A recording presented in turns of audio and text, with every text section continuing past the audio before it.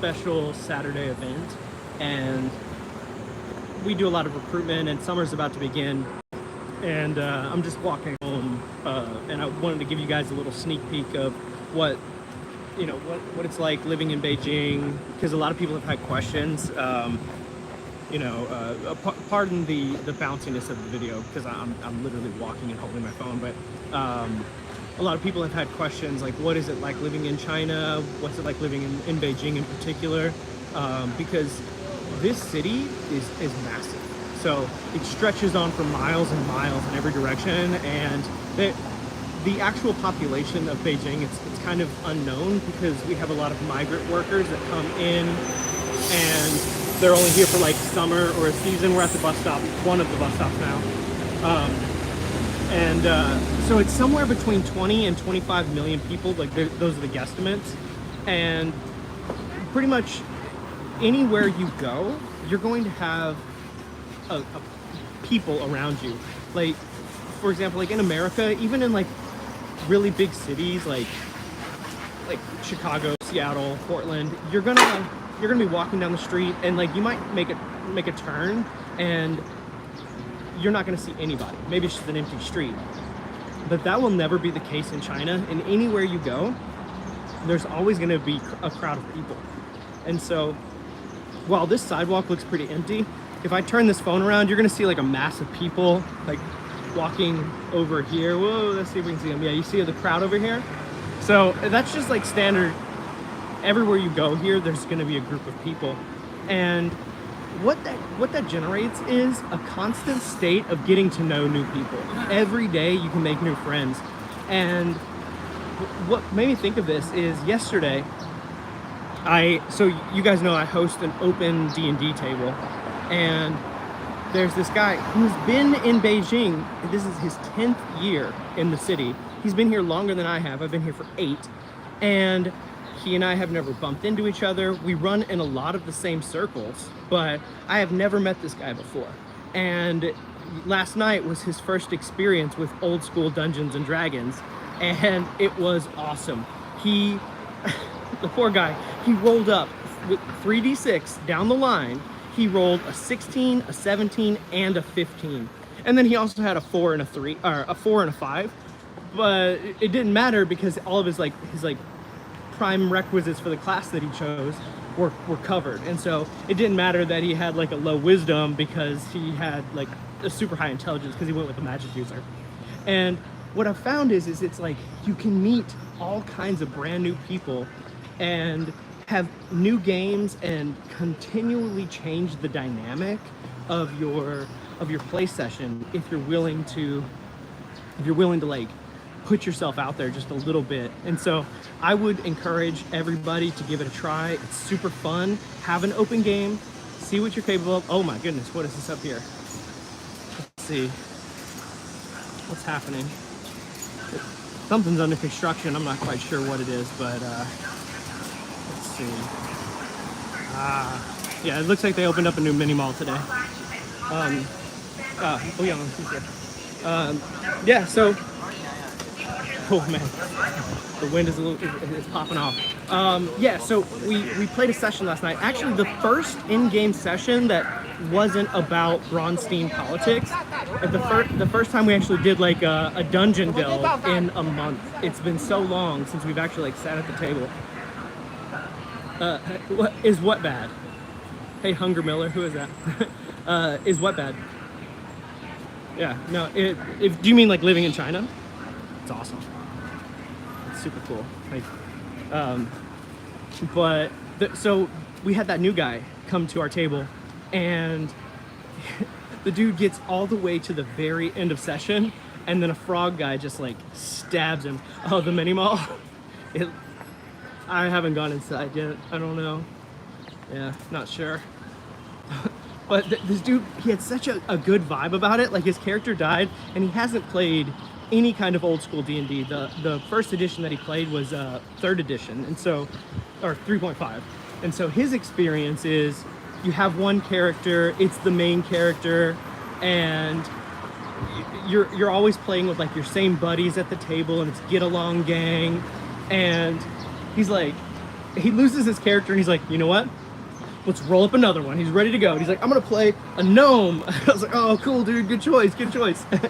So, my favorite foods. That's a good question.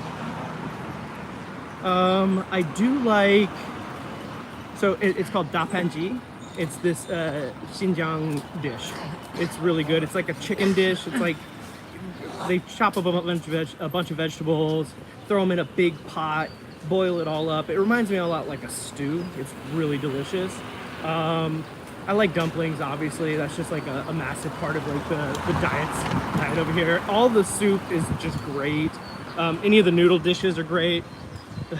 Yay! Hey, dude, what's up, man? I'm just walking home, Dunder, from that work thing I was telling you about, and I'm talking about this new guy that played at my session last night. I haven't had a chance to write a session report, but this guy had such a positive spirit about getting his character murdered because I threw some frog guys at him. The reaction roll was really bad. They got surprised. It was vicious. It was just like attack, attack, attack. 2 people died in that session. Or 2 PCs died in that session, but one person is like old hat. They know the drill. Like they've lost multiple characters in the world. But this other guy, he was just like, you know what? I don't even care. That was really fun. Like it makes sense that the frog guys killed us. Let's keep going. You know, like yeah, I loved it. Oh, I gotta cross the street and not die here. You guys want to see what an intersection China looks like? Don't get murdered. All right, so we have the green light right now. That's what's going on. All these cars coming through, they're breaking the law. They don't care. And you know what's really wild is that you see these sirens right here? Nobody stops for them. Like they're just like any other car on the street. Like they don't get special treatment. The sirens, all that stuff doesn't work here. Everybody's like me, me, me, me, me. They're not moving out of the way. That's just how it is. Traffic is wild over here. It's crazy. And it's hot. I'm sweating. I apologize. Oh yeah, the food is good, but you really need to like temper your expectations because it's not like Chinese American food. Whew, I'm sweating. Chinese American food is kind of sweet. It can be spicy, but it's very, very different than what you're gonna eat here, which is gonna be very oily food. It's good, you know. If you go to Fuzhou or Fujian in particular, but Fuzhou province, you're gonna see food that's very similar to American Chinese food. Really like sweet and spicy and salty and lots of MSG. But here, most of the food, well, okay, it's a huge country. There's a lot of different kinds of food. But in Beijing, it's really oily food. I don't like Beijing style. But the beauty of living in a country this huge is that you get to taste all of the provinces and you get to eat, you know, really fine dining from other countries as well. Hey Rex, what's up, dude? Did you know since you're in China and I'm in America, it's night for me? Yes, I did know that. I did know. It is very early. It's 11:45 here. So if you're on the East Coast, it's midnight for you. And if you're on the West Coast, it's like probably around 8 o'clock. Yeah, the sun is down. Yeah. So I'm just like, I just wanted to like give you guys like a little view, like a side view of what it looks like for me to walk home from work. I think it was pretty successful. We had 10 kids come, 10 new families. They all laugh at my jokes, so that makes me feel pretty good. It's 11:44 for you. Nice. Well, thanks for joining me on my walk, dude. I know it's like, I know you want to get some sleep, but I appreciate you hanging out for sure. Yeah. So, yeah, I gotta get home. I gotta write up this report because it was so much fun. They actually a level 3 group killed a dragon last night. They lost a lot of people. It was a pretty bloody battle, but those who came away with the treasure are loaded. They are stacked. It's awesome. So I don't know what they're gonna do with it, but the new guy he's so fascinated by one-to-one time. He's like, what is this? Like how can I continue? Because I told him about how you can take a hex and just make it yours, and he's like, how do I get into that? I want to do that. And I was like, bro, you've come to the right table. We are going to do we're gonna do all kinds of domain calls. Like that is going to be our thing. So, all right. Well, I'm almost home, guys. You know, thanks for hanging out with me while I walk. You know, thanks for the sub, dude. Hey, awesome. Yeah. So this channel is all about running Dungeons and Dragons, but you know, every once in a while you're going to get a random walk through the sun with Scudder for Mike. All right, guys. Oh, make sure to check out Dunder Moose's stream tomorrow. I want you guys to learn all about how you cannot trust the people at your table. They're going to trick you.